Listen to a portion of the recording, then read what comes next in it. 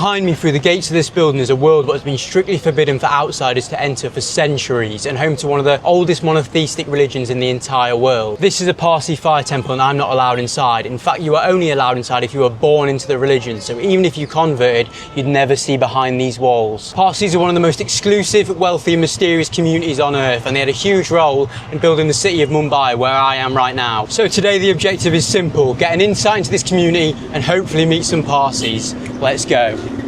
So what better way to start than hopefully trying some authentic Parsi food. So we're going to go to this, Kayani & Co.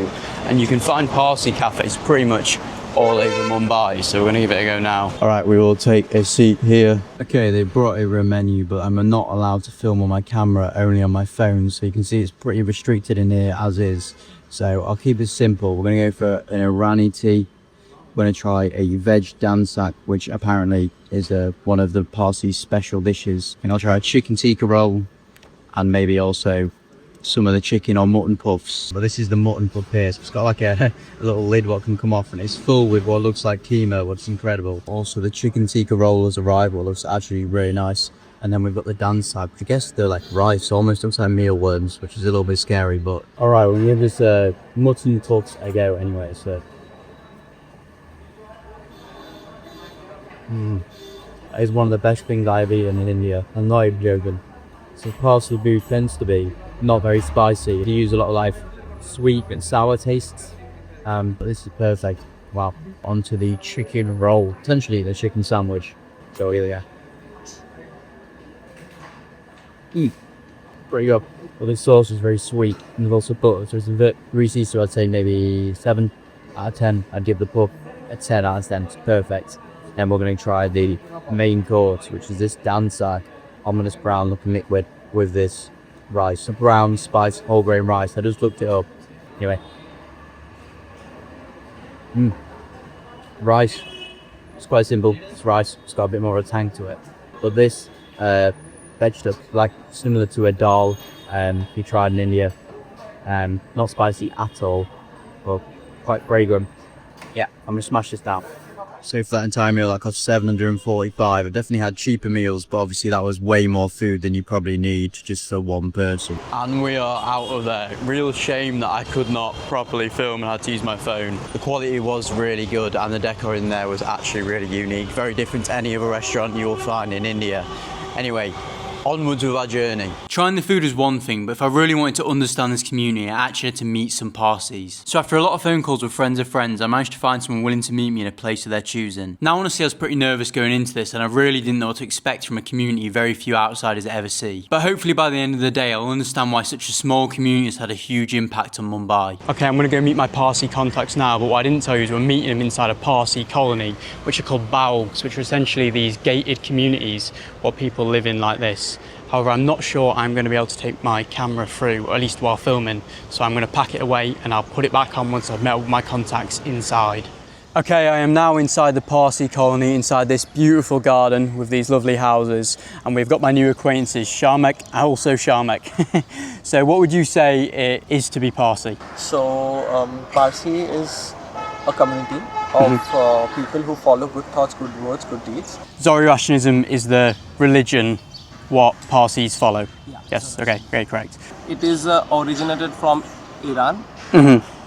We used to live in Iran, and then we were invaded, we migrated over here. So when the Parsis came over from Iran to India, what was the reception? Were they allowed to stay initially, or? When we first came here, there was this king. That king told the one in charge of our community who was talking to him, he told him that you can't stay here, the village is already overpopulated. So what the in charge of our community, what he said, can you just get a glass of milk and a spoon full of sugar.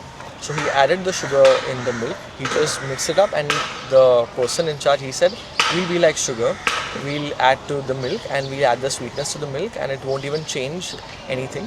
So there'll be no more milk. Yeah. So that's how we added sweetness to the rest of okay, like a bonus to the community. Yes. Yeah, okay.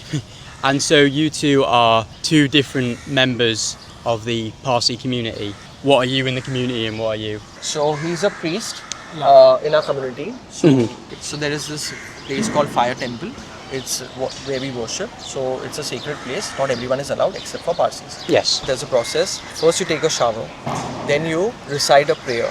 You wear the sacred. Sadra and Kasti. It's called Sadra and Kasti.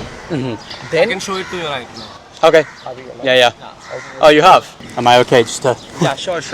Yeah. This is Oh, a wow. Kasti and this is a Sadra. So you wear this when you go into the temple? yes. So as Parsis, we are supposed to wear this 24/7, even while sleeping. Oh, okay, It yes. is said that this, the Sadra and Kasti protect us from evil things around Okay. the world, and Which is bad thoughts, bad words, bad deeds. Then without touching anything around, like not even the bed or anything in the house, we just head to go to the fire temple. Are you a priest, as in you were born into being a priest? Yeah. Okay, so I guess like a birthright. It's almost. like a bloodline, yeah. So Yeah, he's, okay. he's born as a it's priest. from fatherhood, and only the priesthood family can become the priest. So we are called as Ostas, and they are called as Bedin. So Ostas means we are from priest family. Theoretically, if my mother was a Parsi, but my father wasn't, then I wouldn't be able to go into the temple. Okay. Okay. So because the father's a non-Parsi, the child itself becomes a non-Parsi. Actually, in our community, both should be Parsi to go to the fire temple. What is the reasoning or the worship behind the fire? So we believe that we can communicate with God through fire. So that is the reason we worship fire. We go to the fire temple. There's just fire in there. There's nothing else. The main goal is for the fire to always stay burning. When you get out, you feel relaxed, you feel calm, you feel connected to God. So in our community, we are taught good thoughts, good words, good deeds. So we are known as the wealth maker. So why does wealth come to us? I believe most of us is because our intentions are good. On a human level, you work hard, you have good intentions, and Yeah. everything comes.